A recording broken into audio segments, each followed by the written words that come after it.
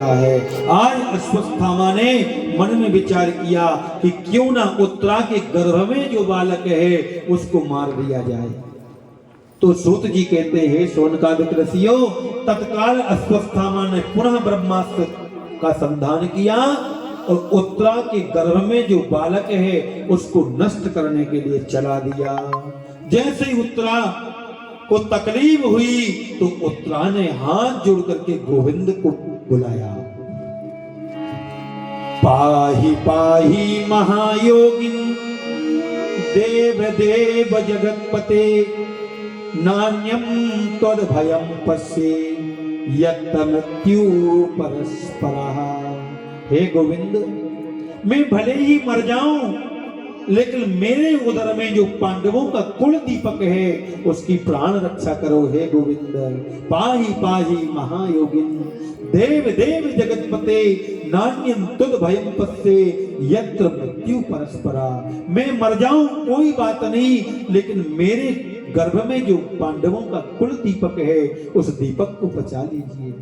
जैसे भगवान ने देखा कि उत्तरा के गर्भ को नष्ट करने के लिए अश्वत्थामा ने ब्रह्मास्त्र चला दिया है, भगवान ने कहा, बेटी चिंता मत करो, एक पल को अपने हृदय में मातृभाव प्रकट करो। जैसे उत्तरा ने मातृभाव प्रकट किया, गोविंद सूक्ष्म रूप से उत्तरा के गर्भ में प्रवेश कर गए और ब्रह्मास्त्र से उस बालक की रक्षा कर दी। बोलिए भक्त वत्सल भगवान की जय। ये दृश्य कुंती ने देखा। कुंती देख रही थी कि एक रूप से बाहर खड़े हैं और एक रूप से हमारी पुत्र वधू की प्राण रक्षा कर दी। उसी दिन से गोविंद का नाम पड़ गया उत्तरायण। अभी एकादशी के बाद भगवान सूर्य भी उत्तरायण हो जाएंगे, अभी दक्षिणायन चल रहे हैं। उसी दिन से भगवान का नाम पड़ गया उत्तरायण। आज जैसे ही कुंती ने देखा तो कुंती हाथ जोड़ करके भगवान के चरणों में लेट गई। हे कृष्ण द्वारिकावासिन देव देव जगतपते। हे जगत नियंता, हे जगदाधार पर ब्रह्म प्रभु, आप ही जगत के पिता हो। आज ये मैंने अपनी आंखों से देखा कि मेरी पुत्र वधू की तुमने रक्षा की है। तुम कोई साधारण मनुष्य नहीं हो, तुम तो साक्षात नारायण हो। वसुदेव सुतम देवम, वसुदेव देवकी के बेटा जरूर हो, लेकिन आंखों से देखा है हमने कि तुम साक्षात नारायण हो। कृष्णाय वासुदेवाय देवकी नंदनाय च नंद गोप कुमाराय श्री गोविंदाय नमो नमः। कन्हैया, आज कोई प्रणाम करने से मुझे नहीं रोक पाएगा। मैंने देख लिया कि तुम तो भगवान हो। कन्हैया ने कहा, अर्जुन, ये दुष्ट भैया भीम, नकुल, सहदेव, देखो ये बुआ क्या कह रही है, ये हमें प्रणाम कर रही है। अरे बुआ, मैंने सदैव तुम्हारे चरणों में प्रणाम किया है और मैं ही सदैव प्रणाम करूंगा। बोले, नहीं कन्हैया, तुम साक्षात नारायण हो, ये आज मैंने अपनी आंखों से देख लिया है।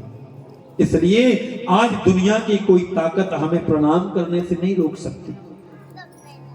भगवान ने कहा, भैया, यदि मैं भगवान हूं तो सब लोग भगवान से वरदान मांगते हैं, तुम लोग भी कुछ मांग लो। युधिष्ठिर जी ने कहा, भगवान, आपकी कृपा से महाभारत युद्ध मैंने जीत लिया, लेकिन जीवन में किसी भी प्रकार की परिस्थितियां क्यों ना आ जाएं, हम सत्य से कभी पीछे ना हटे, ये वरदान हमें दीजिए। भगवान ने कहा, तथास्तु। भीम ने कहा, सोते खाते उठते बैठते नाचते हर परिस्थिति में मैं आपको याद करता रहूं और मुझे कुछ नहीं चाहिए। बोले, ठीक है। अर्जुन ने कहा, प्रभु, हमारे और आपके तो कई नाते हैं। एक नाते से मैं आपका बहनेऊ हूं और एक नाते से आप मेरे गुरु हैं और एक नाते से आप मेरे भाई हैं। इसलिए मैंने तो अपने जीवन में आपको केवल गुरु की दृष्टि से देखा है, इसलिए जब तक ये जीवन रहे तब तक मेरा और आपका गुरु और शिष्य का भाव ही चलता रहे। बोले ठीक है। नकुल सहदेव ने भी भगवान के चरणों की भक्ति मांगी। सामने सुभद्रा खड़ी हुई है। बोले सुभद्रे तुम भी कुछ मांगो ना। बोले भैया मांगता तो वो है जिसके पास कुछ होता नहीं है, और मेरे पास तो आप जैसा भाई है। आज भाई दूज है ना, तो उत्तरा कह रही है कि मेरे पास तो तेरे जैसा भाई है, फिर मुझे क्या चाहिए। बोले नहीं बहन तुम भी कुछ मांग। तो उत्तरा रोते हुए कहती है भैया यदि देना चाहते हो तो सुनो। कृष्ण त्वदीय पद पंकज पंजरान्ते अद्यैव में विशतु मानस राजहंसा प्राण प्रयाण समये कफवात पित्तै कंठावरोधन विधौ स्मरणं कुतस्ते। कृष्ण त्वदीय पद पंकज पंजरान्ते। हे प्रभु आपके जो पद कमल हैं ये एक पिंजरे के समान है, और आपके चरण रूपी पिंजरे में मेरा मन रूपी राजहंस आज ही जाकर के फंस जाए। कृष्ण त्वदीय पद पंकज पंजरान्ते। बोले अद्यैव वे आज ही जाकर के मेरा मन रूपी राजहंस विशतु मानस राजहंसा। आपके चरण कमल रूपी पिंजरे में मेरा मन रूपी राजहंस आज ही जाकर के फंस जाए। बोले क्यों। प्राण प्रयाण समये कफवात पित्तै कंठावरोधन विधौ स्मरणं कुतस्ते। जब व्यक्ति का अंत समय आता है, आंखों से दिखाई नहीं देता, कानों से सुनाई नहीं देता, मानो संपूर्ण इंद्रियां शिथिल हो जाती हैं, तो प्राण प्रयाण समय कफवात पित्तई, कफ अड़ जाता है, पित्त का रोग हो जाता है, फिर भगवान का नाम स्मरणम कुतस्ते। ऐसी स्थिति में आपके नाम का गान नहीं हो पाएगा, इसलिए मुझे और कुछ नहीं चाहिए।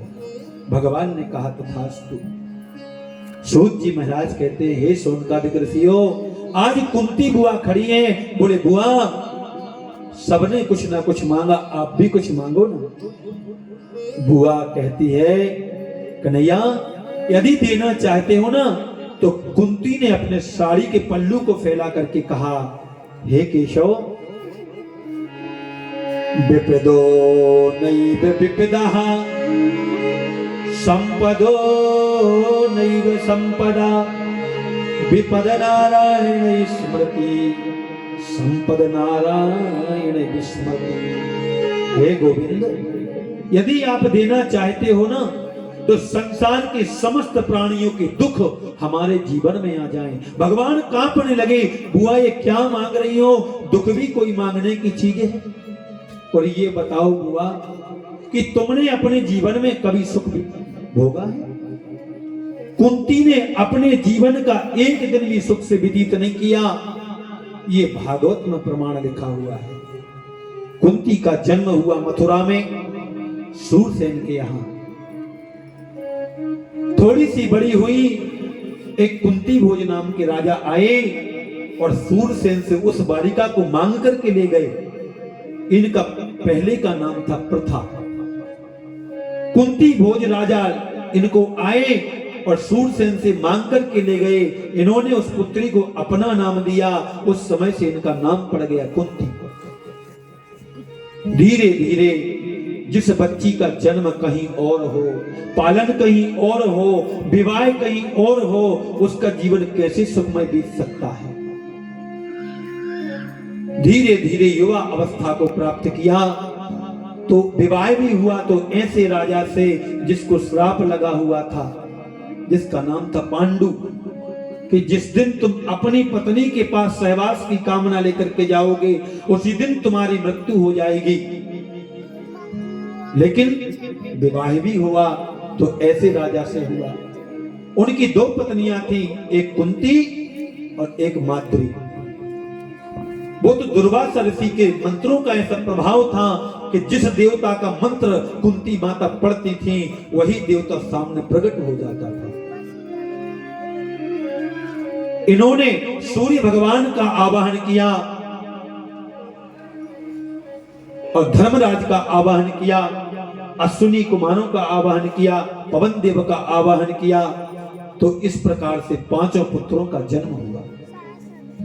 धर्मराज की कृपा से युधिष्ठिर जी का जन्म हुआ, सूर्य की कृपा से अर्जुन का जन्म हुआ, और कहते हैं कि अश्विनी कुमारों के द्वारा नकुल सहदेव का जन्म हुआ, वायु के द्वारा भीम का जन्म हुआ।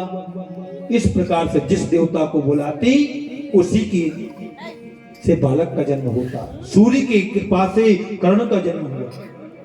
6 पुत्रों को जन्म दिया। संसार जानता है कि ज्येष्ठ पुत्र कर्ण था, लेकिन जिनके पुत्रों को मारने के लिए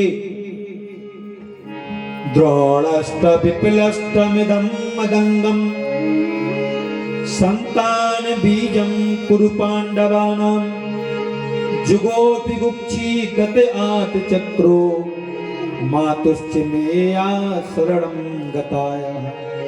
जिनके 5 पुत्रों को मारने के लिए द्रोणाचार्य, कृपाचार्य, अश्वत्थामा, कर्ण, विकर्ण, दुर्योधन बड़े बड़े महारथी और भयंकर सेना को लेकर के आए, लेकिन गोविंद के चरणों के सहारे से उन्होंने महाभारत युद्ध को ऐसे जीत लिया जैसे कोई गाय का बछड़ा अपने गाय के खुर को पार कर लेता है। ये भगवान की कृपा है। बुआ, तुम क्या मांग रही हो? अरे आज तुम्हारे 5 पुत्र राजा बन गए, अब तो सुख से व्यतीत करने का समय आया, तो आप दुख मांग रही हो। कुंती कहती है, कन्हैया विपदो नैव विपदः संपदो नैव संपदा विपद नारायण विष्णु संपद नारायण विस्मृति। हे कन्हैया, ऐसी संपत्ति को संपत्ति नहीं कहते जिस संपत्ति के आते ही हम आपको भूल जाएं। कन्हैया को भूल जाना ही सबसे बड़ी विपत्ति है, और कन्हैया की याद बनी रहना ही सबसे बड़ी संपत्ति है। कबीरा सब जग निर्धना धनवंता नहीं कोई, धनवंता सोई जानिए जाके राम नाम धन हो। दुनिया में धनी तो वही है जो भगवान के नाम का धन है। जो आज आप लोग बैठ करके ये धन कमा रहे हो, इस धन से बड़ा सज्जनों दुनिया में ये नश्वर धन नहीं है, सबसे बड़ा भगवान के नाम का धन है। कुंती कहती हैं, ऐसी संपत्ति को संपत्ति नहीं कहते, ऐसी विपत्ति को विपत्ति नहीं कहते, क्योंकि आपको भूल जाना ही सबसे बड़ी विपत्ति है और आपकी याद बनी रहना ही सबसे बड़ी संपत्ति है। देना चाहते हो ना केशव, तो सुनो। सुख के माथे सिल पड़े जो हरि हृदय से जाए, बलिहारी बा दुख की जो पल पल नाम जपाए। हे गोविंद, यदि हमें दुख नहीं देना चाहते ना, कोई बात नहीं है, लेकिन ये जो बंधन की डोरी है, इस डोरी को तोड़ दो कि मैं तुम्हारी बुआ हूं और तुम मेरे भतीजे हो। यही सबसे बड़ा बंधन का कारण है। इस डोरी को तोड़ दो। भगवान ने उस बुआ को आश्वस्त किया, जो मांगा वो भगवान ने दिया। और कहते हैं आज युधिष्ठिर जी को मोह उत्पन्न हो गया। भगवान ने दिव्य गीता का उपदेश किया, लेकिन युधिष्ठिर की समझ में नहीं आया, तो जाकर के भीष्म पितामह के माध्यम से इनको ज्ञान उपदेश कराया। वही गीता का ज्ञान अर्जुन को कराया तो दिव्य ज्ञान हो गया। वही गीता युधिष्ठिर को सुनाई तो समझ में नहीं आई। मतलब क्या? क्योंकि युधिष्ठिर की नजर में भगवान बालक है। कहने वाले के प्रति जब तक सुनने वाले का आदर का भाव नहीं होगा, तब तक उसका ज्ञान उन लोगों के अंदर नहीं जा सकता। इसलिए भगवान ने विचार किया कि दुष्ट जी को मोह हो गया है, तो जाकर के भीष्म पितामह के पास में गए। 54 दिन से बाणों की सैया पर लेटे हुए थे भीष्म पितामह। एक एक बाण इतना तेज था कि जो 2000 बिच्छुओं के काटने से जो दर्द होता है शरीर में, एक साथ में किसी को 2000 बिच्छू काट लें, उतना दर्द एक एक बाण से हो रहा है पितामह के लिए। 54 दिन बीत गए। आज 5 पांडवों ने जाकर के भगवान के साथ में पितामह को प्रणाम किया। पितामह, हम प्रणाम करते हैं, आपकी आज्ञा से हमें आज राजपद प्राप्त हो गया। आपकी कृपा से, आशीर्वाद से हमने आज महाभारत युद्ध पर विजय प्राप्त कर ली। भीष्म पितामह ने कहा, बेटा तुम लोग राजा बनो ये हम चाहते थे, लेकिन राजा को बनने से पहले राजा के कुछ कर्तव्य होते हैं। क्या? दान धर्मान राज धर्मान मोक्ष धर्मान विभागसा स्त्री धर्मान भगवत धर्मान श्यामास व्यास योगतः।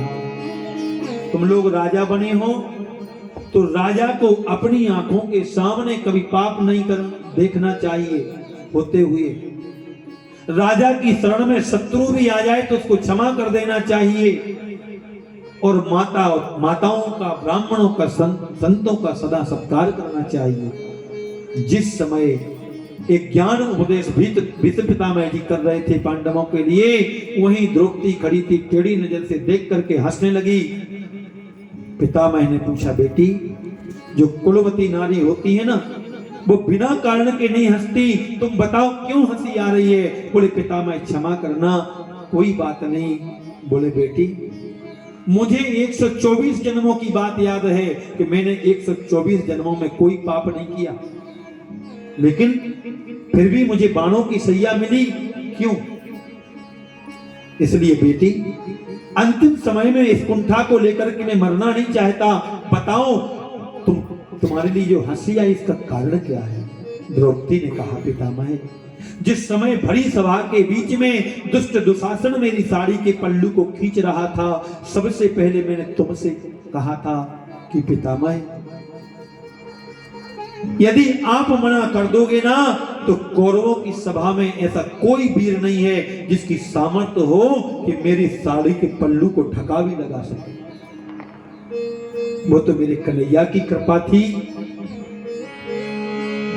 कहाँ जा छुपे मेरे प्यारे कन्हैया, यहाँ लाज मेरी लुटी जा रही है।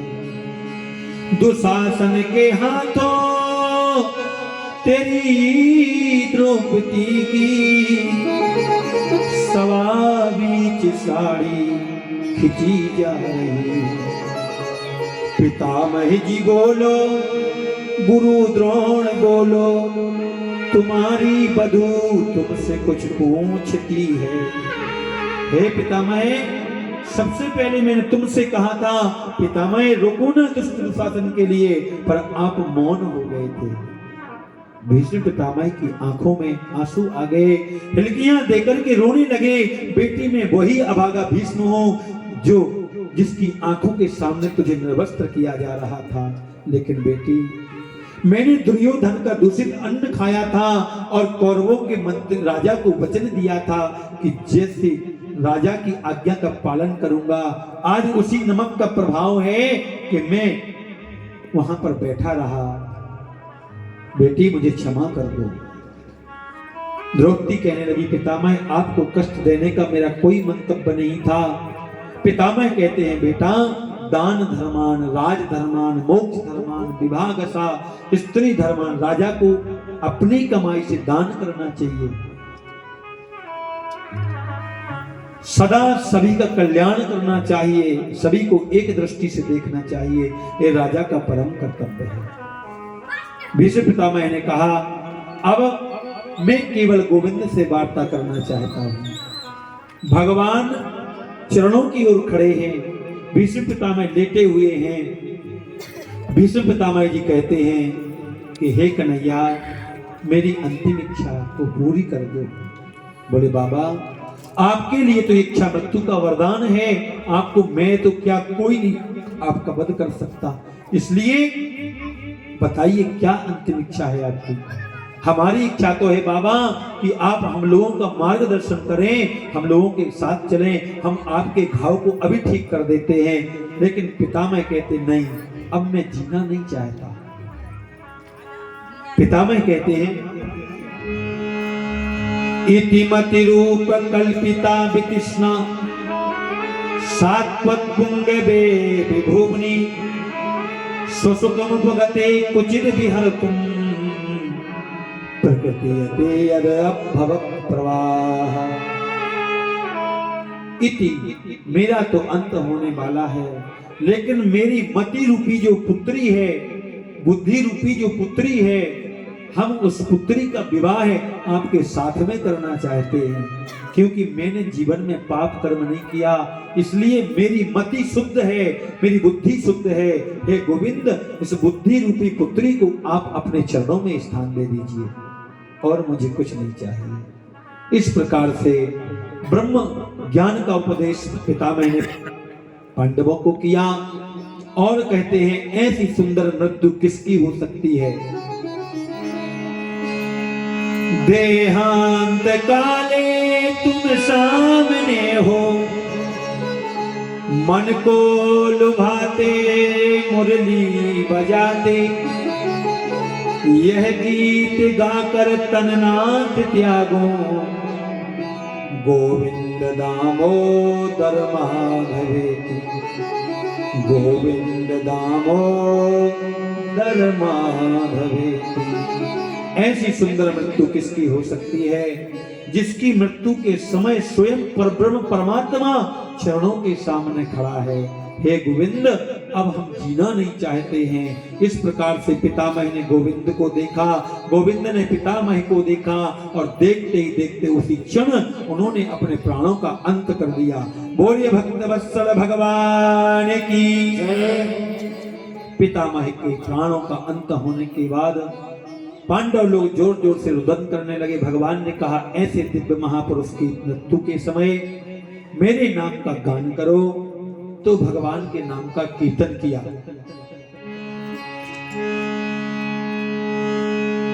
श्री कृष्ण गोविंद हरे मुरारी, हे नाथ नारायण। सभी लोग बोले हरे मुरारी, हे नाथ नारायण वासुदेवा। दूर करो दुख मेरा रे, दूर करो दुख मेरा रे, दूर करो दुख मेरा रे। ओ मेरे बांसुरी आया शरण तिहारी, ओ मेरे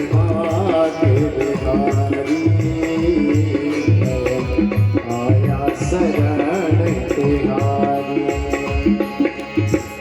जो भी तेरी प्रभु शरण में आए, जो भी तेरी प्रभु शरण में आए, उसके दुख सब मिट जाए, उसके दुख सब मिट जाए।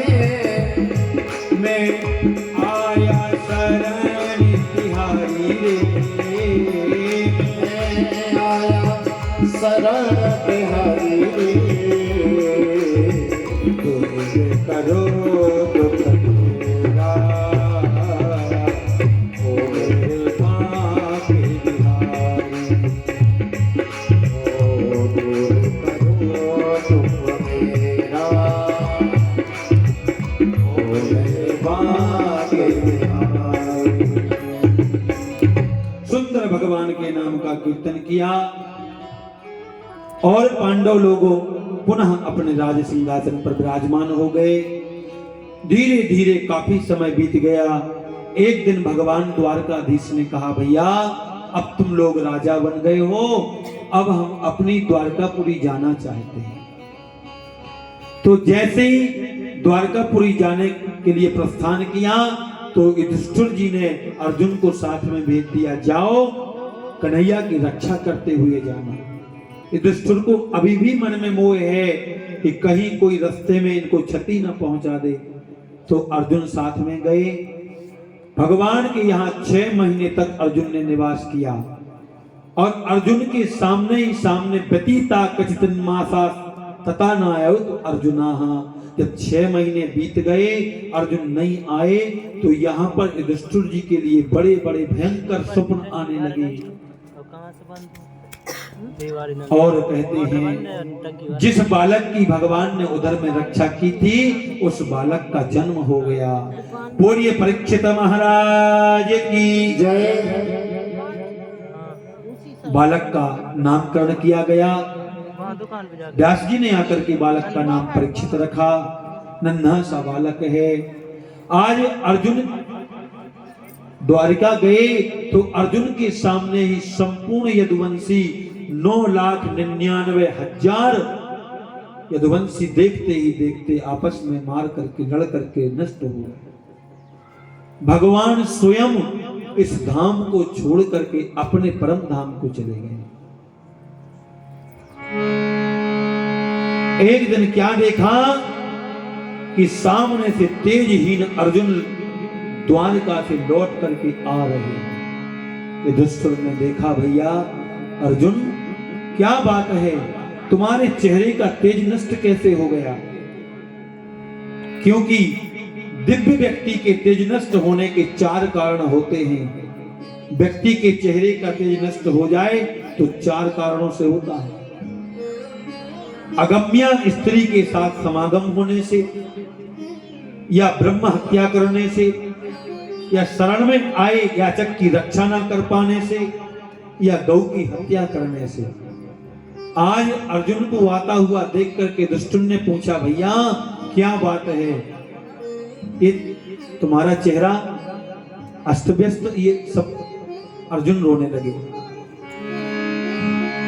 वंचितो हम महाराज हरिणाम बंधुरूपिणौ येन मे पैतम तेजो देव विस्मापनम महत। हे भैया, जिन भगवान श्री कृष्ण द्वारकाधीश की कृपा से हमने किरात रूपाए शंकर भगवान को तृप्त किया, जिनकी कृपा से दुर्वासा ऋषि को प्रसन्न किया, जिनकी कृपा से द्रौपदी जैसी भार्या का वर्ण किया स्वयंवर में, जिनकी कृपा से महाभारत की इतनी बड़ी सेना को मार डाला, आज वही भगवान श्री कृष्ण द्वारकाधीश इस परम धराधाम को छोड़कर के परम धाम को चले गए। जैसे इतना शब्द आज कुंती ने सुना, राम राम कहे राम कहे, राम राम कहे राम, तृण पर हर रघुवर विरहे, राव गयो सुरधाम।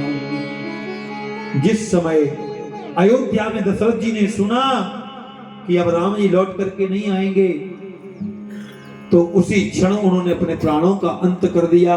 जैसे कुंती ने सुना कि गोविंद इस पृथ्वी से को छोड़ करके चला गया, उसी क्षण डंडे के समान कुंती गिर गई और अपना प्राणांत कर दिया। अब तो युधिष्ठिर जी ने 5 भाइयों को सभा को बुलाया। आनन फानन में अपने उस पौत्र परीक्षित को राजगद्दी पर बिठाया। 5 वर्ष का बालक है और गद्दी पे बिठा करके उसका राज तलक कर दिया। परीक्षित रोने लगा, बाबा आप लोग हमें छोड़कर के कहां जा रहे हो? दादी आप कहां जा रही हो? हम कैसे आपके बगैर रहेंगे? हम तो भी इतने छोटे से हैं। युधिष्ठिर जी ने कहा, बेटा 3 बातों को याद रखना, तुम्हारा जीवन संभल जाएगा। बोले कि बाबा बोलो कौन कौन सी बात? बोले पहली बात, संत ब्राह्मणों का सदा सम्मान करना, अतिथि का सत्कार करना, कोई भूखा प्यासा भोजन की याचना करने आए तो उसको भले एक मुट्ठी देना, लेकिन खाली हाथ नहीं जाने देना। तुलसी बो नर मर चुके, जो पर घर मांगन जाए, रामा पर घर मांगन जाए, और उनसे पहले वो मरे जिनके निकसत नाम।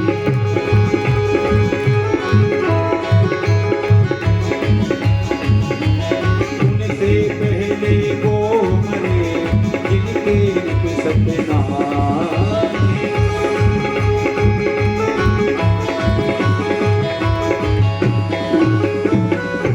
इसलिए तुम्हारे राज्य में कोई भी याचक आ जाए उसको खाली हाथ नहीं जाने देना, और शरण में शत्रु भी आ जाए तो उसको क्षमा कर देना। माताओं का सदा सम्मान करना, और राजगद्दी पर बिठा करके नन्हे से बालक परीक्षित को पांचों पांडव द्रौपदी के साथ में हिमालय की ओर चल दिए स्वर्गारोहण करने के लिए। सूत जी महाराज कहते हैं, हे सोनकादिक ऋषियों, जैसे ही हिमालय में यात्रा प्रारंभ की तो देखते ही युधिष्ठिर जी के नकुल सहदेव का साथ छूट गया। भैया भैया तुम कहाँ हो, पता नहीं नकुल सहदेव कहाँ चले गए। थोड़े आगे बढ़े, भीम का साथ छूट गया, अर्जुन का साथ छूट गया। देखते ही देखते द्रौपदी चली गई। अब केवल मात्र युधिष्ठिर जी बचे, तो युधिष्ठिर जी के लिए भी एक पल के लिए नरक का दर्शन करना पड़ा, क्योंकि युधिष्ठिर जी सत्यवादी थे। इन्होंने अपने जीवन में एक बार अर्ध सत्य बोला था। कौन सा अर्ध सत्य बोला था? कि अश्वस्थामा हतो इति नरो वा कुंजरो वा। अश्वस्थामा मारा गया, अब ये पता नहीं है कि हाथी है कि द्रोणाचार्य का पुत्र है, और भगवान ने शंख बजा दिया। उस अर्ध सत्य की वजह से युधिष्ठिर को एक पल के लिए नरक का दर्शन करना पड़ा, लेकिन धर्म रूपी जो कुत्ता था वह युधिष्ठिर जी के साथ में स्वर्ग में चला गया। बोलिए वृंदावन बिहारी लाल की जय।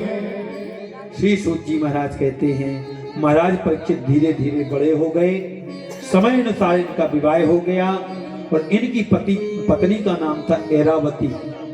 इनके यहाँ 4 पुत्रों का जन्म हुआ, जिनमें सबसे बड़े पुत्र का नाम था जन्मेजय।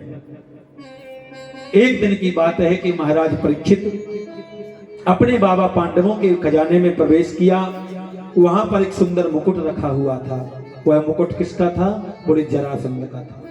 और सब लोगों ने कथा सुनी है कि जरासंध जो राजा था सबसे अधम और पापी राजा था।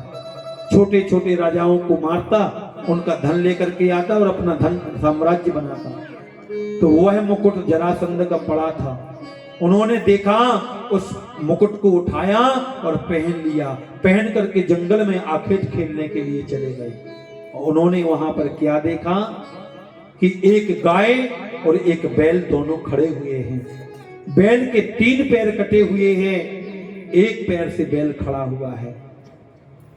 ये बैल कौन है? साक्षात धर्म ही बैल है।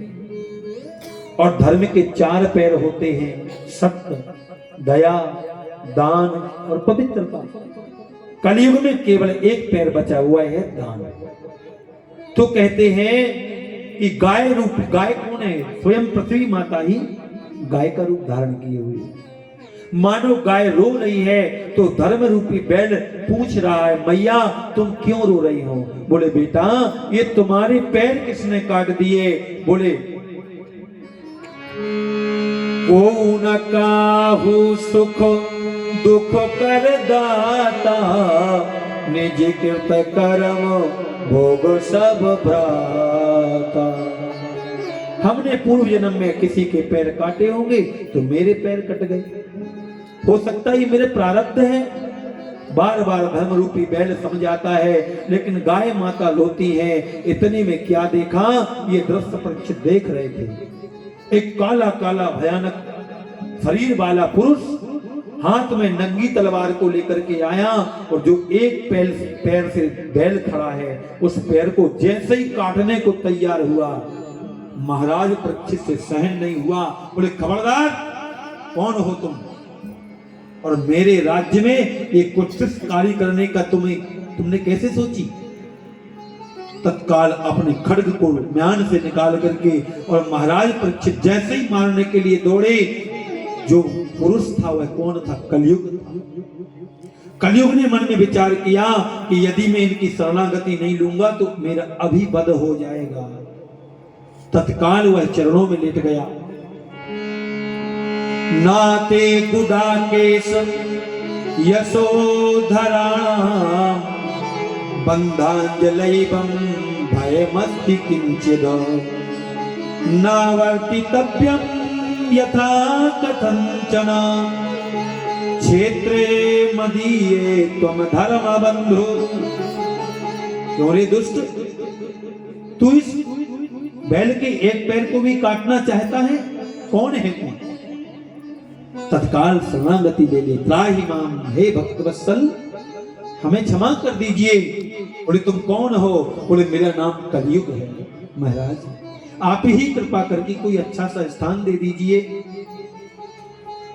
तो बाबा लोगों की बात याद आई कि शरण में शत्रु भी आ जाए तो क्षमा कर देना।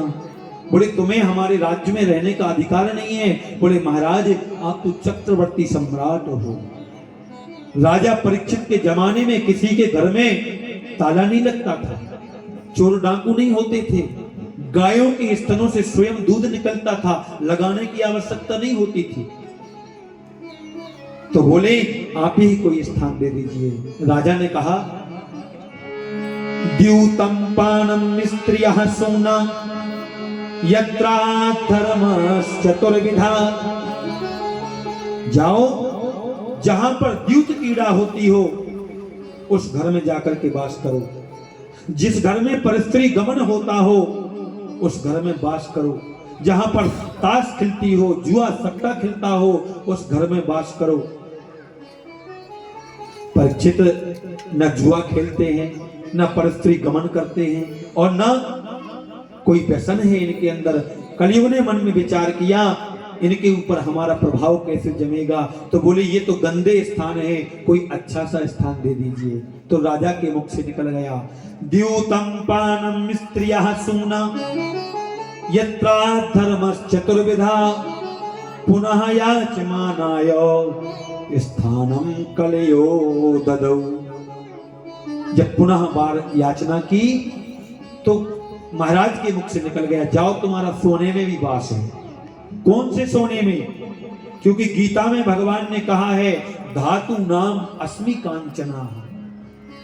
जो धातुओं में सोना है वह भगवान विष्णु का रूप है, लेकिन जो अनीति से कमाया हुआ धन है उससे लिया सोना है, जो चोरी किया हुआ सोना है उसमें कलयुग का वास है। तो धीरे से कलयुग ने भगवान महाराज परीक्षित के मुकुट में प्रवेश कर लिया और आगे जाकर के क्या देखा कि महाराज परीक्षित को बड़ी जोर की प्यास लगी। तो जंगल में कुटिया बनी थी, उस कुटिया में समीक ऋषि रहते थे, तपस्या कर रहे थे, नेत्र बंद करके दिव्य समाधि लगी थी। आज परीक्षित ने जाकर के आवाज लगाई महाराज हम परीक्षित हैं, हमें बड़ी जोर की भूख लगी है, प्यास लगी है, कुछ जलपान मिलेगा क्या? लेकिन समीक ऋषि की वृत्ति तो अंतर्मुखी हो गई थी, कोई पता नहीं था, समाधि में बैठी थी। परीक्षित महाराज के मन में भाव आया ये ढोंगी महात्मा है। देखो कलयुग का प्रभाव, कलयुग में आज ये सत्य बात है। कोई धर्म का काम होता है लोग कहते हैं अरे ढोंग है। कोई मंदिर जाता है बोले वो तो बगला भक्ति दिखा रहा है। कोई कथा करवाता है तो बोले देखो कहता है ऐसा है और कथा करवा रहा है। ये कलयुग के लोगों को चाहिए, लेकिन कलयुग का प्रभाव क्या है जानते हो? कलयुग कर यहे परम प्रतापा मानस पुण्य होए नहीं पापा। कलयुग में यदि का ये प्रभाव है, यदि तुम सोच लोगे कि हमें वृंदावन जाना है तो आपको फल मिल जाएगा, और यदि आपने सोचा कि कल उसकी गर्दन काट देंगे तो पाप नहीं लगेगा। कलयुग करिया है परम प्रतापा मानस पुण्य होए नहीं पापा। ये कलयुग का प्रभाव है। कलयुग युग सम युग नहीं जो नर कर विश्वास। जो भगवान की कृपा सतयुग द्वापर त्रेता में भजन करने से होती थी, लाखों वर्ष भजन करने के बाद जो फल मिलता था, वह कलयुग में केवल कलौ के सब कीर्तनाथ भगवान के नाम जप मात्र से मिल जाता है। ये इस प्रकार से आज जब परीक्षित को प्यास लगी, बोले मन में विचार उत्पन्न हो गया, कलयुग के प्रभाव से के ढोंगी महात्मा है। सामने देखा एक मरा हुआ सर्प डला था, बाण से उठाया, समीक ऋषि के गले में डाल दिया और चले गए। जैसे ही अपने महल में पहुंचे और जैसे ही मुकुट निकाल करके रखा तो तत्काल ज्ञान हो गया। अहो मया नीच बनाय वत्कृतम, अहो मया नीच मनाय वत्कृतम, मैं कितना नीच हूं, मैं कितना पापी हूं जो जीवित हूं। मैंने एक संत का अपराध कर दिया, गले में मरा हुआ सर्प डाल दिया, मेरी उसी क्षण मृत्यु क्यों नहीं हो गई। जब कलयुग का प्रभाव हटा तो ज्ञान हो गया। ऐसा वर्णन आता है भागवत में कि परीक्षित जी संतों के आश्रमों में भेष बदल बदल करके सेवा करने के लिए जाते थे। कभी ग्वाले का भेष धारण करके, कभी सेठ का भेष धारण करके, कभी बंजारों का भेष धारण करके संतों की सेवा करते थे। लेकिन आज अपराध कर दिया। समीक ऋषि के पुत्र जो है श्रृंगी ऋषि के पुत्र, और नहीं, समीक ऋषि के पुत्र जो है श्रृंगी ऋषि स्नान कर रहे थे कौशिकी नदी में। बच्चों ने जाकर के बताया, तुम्हारे पिता के गले में किसी ने सर्प डाल दिया है। अब तो उसने जल उठाया और कौशिकी नदी का जल हाथ में लेकर के कहा, इति लंघित मर्यादा तक्षिका सप्तमे हनि दक्ष्यति स्म कुलंगारो नोदिते ते तदद्रुहम्। जिसने मेरे पिता के गले में, जिस राजा ने मेरे पिता के गले में मरा हुआ सर्प डाला है, मैं कौशिकी नदी के जल को लेकर के उसको श्राप देता हूं कि आज से 7वें दिन उसको तक्षक नाग डसेगा और उसकी अकाल मृत्यु हो जाएगी। जैसे समीक ऋषि की समाधि टूटी, श्रृंगी को रोता हुआ देखा, बोले बेटा क्यों रो रहे हो? बोले पिताजी आपके गले में ये सर्प। बोले किसी ऋषि महात्मा ने विरोध किया होगा। बोले नहीं, मैंने सुना है कि कोई राजा आए थे और भोजन की याचना कर रहे थे, उनको भोजन नहीं मिला तो उनने ये कृत्य किया है। लेकिन पिताजी मैंने भी ऐसा श्राप दिया है कि उनकी अकाल मृत्यु हो जाएगी। समीक ऋषि ने कहा, बेटा हम संत हैं और संतों को तो दयावान करुणावान होना चाहिए। अरे हमारी कुटिया पर कोई याचक आया तो हमारा कर्तव्य बनता है कि उसकी सेवा करें। पर महाराज परीक्षित आए थे, ध्यान लगा करके देख लिया समीक ऋषि ने, बेटा तितिक्षया करुणया मेत्या, संत के लिए करुणावान होना चाहिए। जाओ जाकर के महाराज परीक्षित को बता दो कि तुम्हें श्राप लग गया है, 7वें दिन तक्षक डसेगा, तुम्हारी मृत्यु हो जाएगी। गौरमुख नाम का शिष्य गया और उनको जाकर के बताया। उसी क्षण जब महाराज परीक्षित ने सुना कि 7 दिन में मृत्यु हो जाएगी, तो अपने ज्येष्ठ पुत्र जन्मेजय को गद्दी पर बिठा करके रात तिलक किया और जंगल में चले गए। गंगा के किनारे पर जाकर के बैठ गए। जब सभ्य व्यक्ति को दंड मिलता है तो सबको कष्ट होता है। आज बड़े बड़े ऋषि महात्मा भृगु वशिष्ठ चमनश्च देवा देवादित्य देवल देवराता, बड़े बड़े ऋषि आए, राजन हम ये क्या सुन रहे हैं? बोले नहीं, मुझे वरदान मिल गया है। मैं छाती पर हाथ धर के कह सकता हूं कि 7 दिन से पहले मैं मरूंगा नहीं, लेकिन मेरी मुक्ति का उपाय क्या है? कोई निर्णय नहीं कर पाया तो भगवान सुखदेव की समाधि टूटी। मन कहता है चलो परीक्षित के पास। तत्रा भवद भगवान व्यास पुत्रो यदक्षयागामटमानो नपेक्षः अलक्ष्य लिंगो निज लाभ तुष्टो व्रतस्य बाले रवदूत भेषः तम द्वैष्टवर्षं सुकुमार पादम करोरुबाहं सकपोलगात्रम। देखो आज प्यासा कुएं के पास नहीं जा रहा है, स्वयं कुआं तो ठीक है, समुद्र ही प्यासे के पास चल करके आ रहा है। जैसे ही भगवान सुखदेव का आगमन हुआ, संतों ने इशारा कर दिया, समझो तुम्हें मुक्ति मिल गई। बोलिए सुखदेव भगवान की जय। अतः प्रच्छामि संसिद्धिम योगिनां परमं गुरुं पुरस्तस्यैव यत् कार्यं म्रियमाणस्य सर्वथा। जल्दी मरने वाले व्यक्ति को क्या करना चाहिए, ये संक्षिप्त प्रश्न परीक्षित ने पूछा।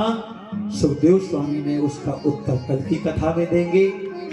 इसी शब्दों के साथ में वाणी को विराम, 2 बार नाम संकीर्तन बोलेंगे, उसके बाद आरती होगी और सभी लोग आरती प्रसाद लेकर के ही